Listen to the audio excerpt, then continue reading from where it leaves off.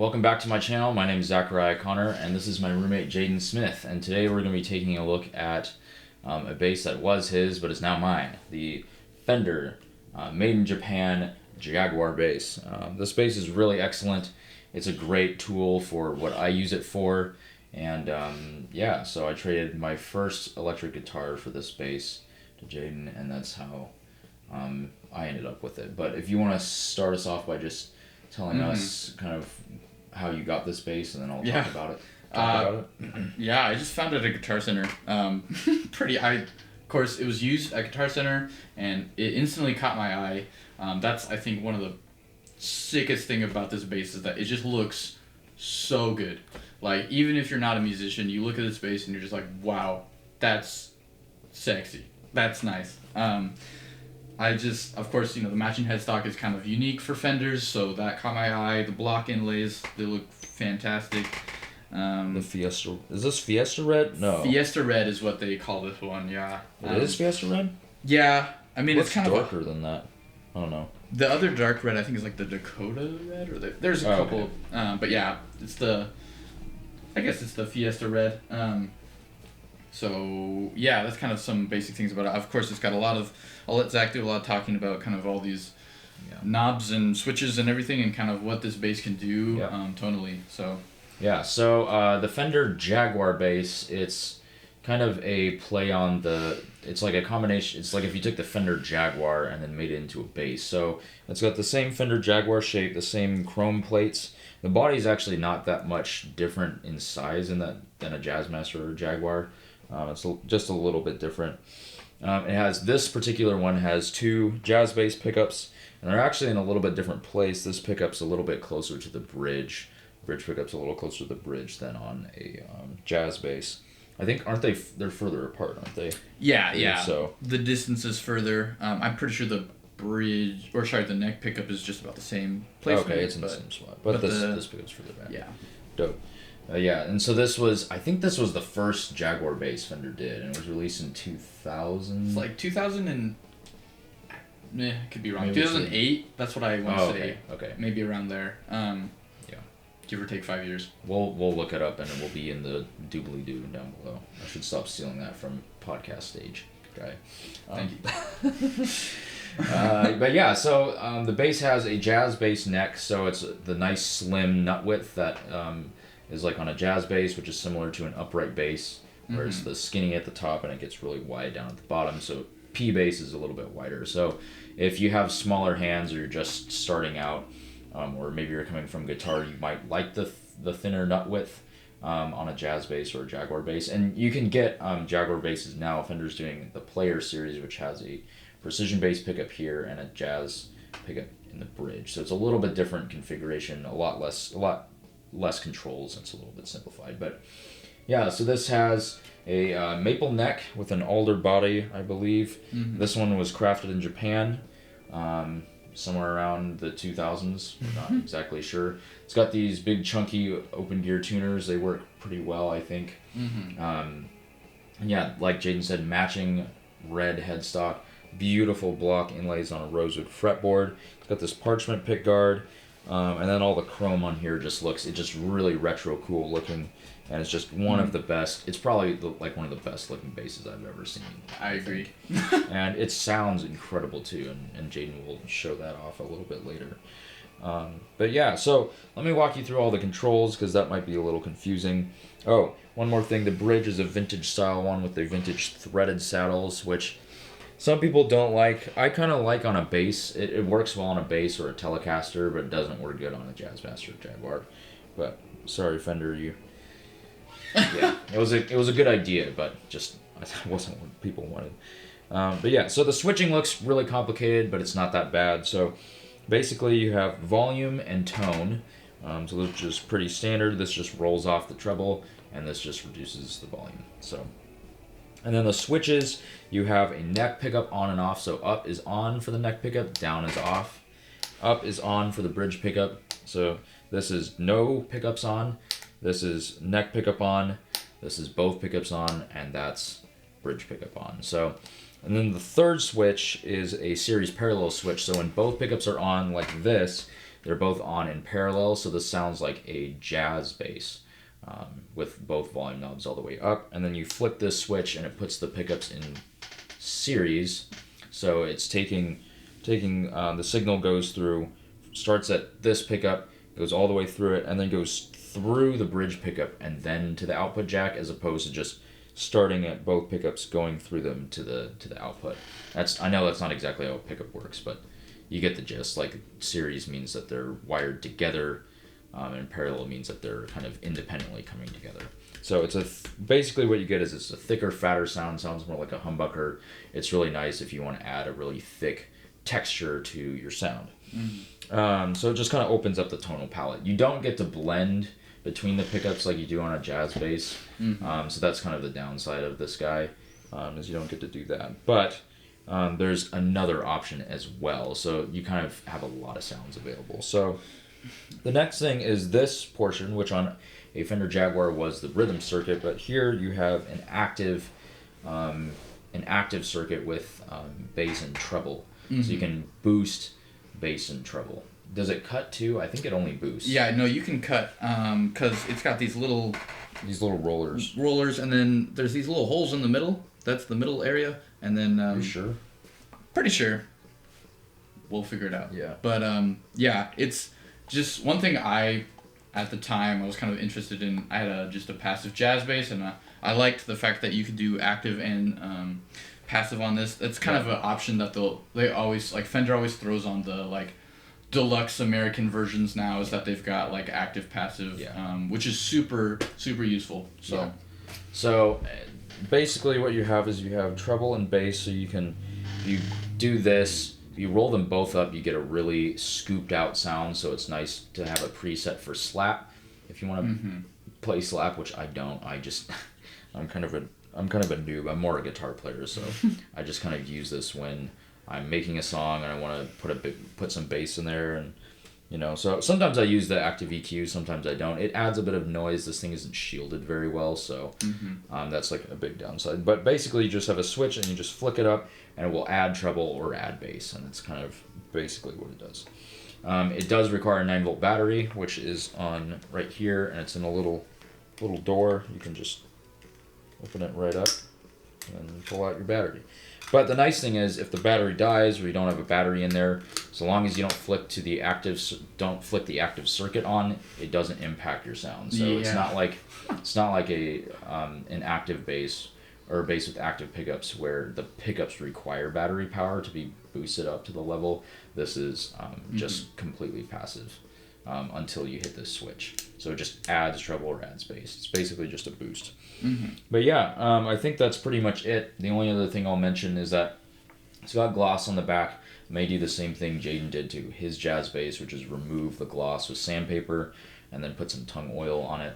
I'm thinking that's kind of my next project for guitars and basses that I own. But other than that, I don't really want to modify it at all. It is a bit neck heavy though, so that's a big downside of the Jaguar shape, is that it wasn't optimized for such a long neck, and so it's pretty neck heavy. It's not very well balanced, which is fine if you're in the studio, but if you're playing live, it can be kind of a drag to have it like constantly pulling down. So the tuners are a bit heavy, the headstock's a big old guy, and then the placement of the leg rest should have been moved. Should be moved a little bit, so the neck's kind of joining the body a little bit further away from the leg point. So that's like the big bummer of this bass, is just the neck dive. Really, I don't really see anything else wrong with it. It plays pretty well. And then this bass is set up with round wounds. I'm using elixirs because I like to have the option of them staying really, really bright throughout their life. It's a little bit brighter. It's a little bit too bright for some people, but I like it. I just cut the treble on it, so I don't play this bass live a whole ton. So, but yeah, we're gonna go into the playing samples. So Jadon's gonna do us the honors.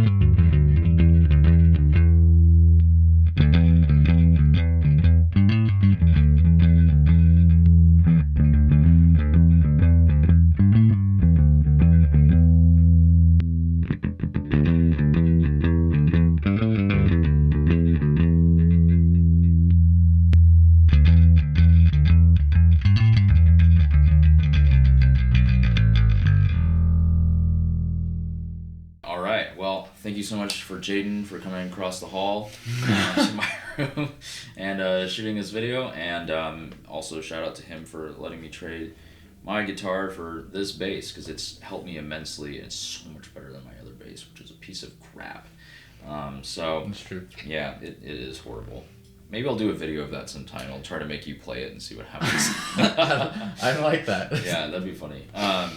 But yeah, so this has been the Fender crafted in Japan Jaguar bass, and but yeah, it's really incredible. I love it a lot. If you find one on Reverb, it would be they hold their value pretty well, so they're not cheap, but they're really good quality. So all the Fender made in Japan stuff is awesome. So, but yeah, you know what to do. If you think Jadon's playing is fire, then give this video a like.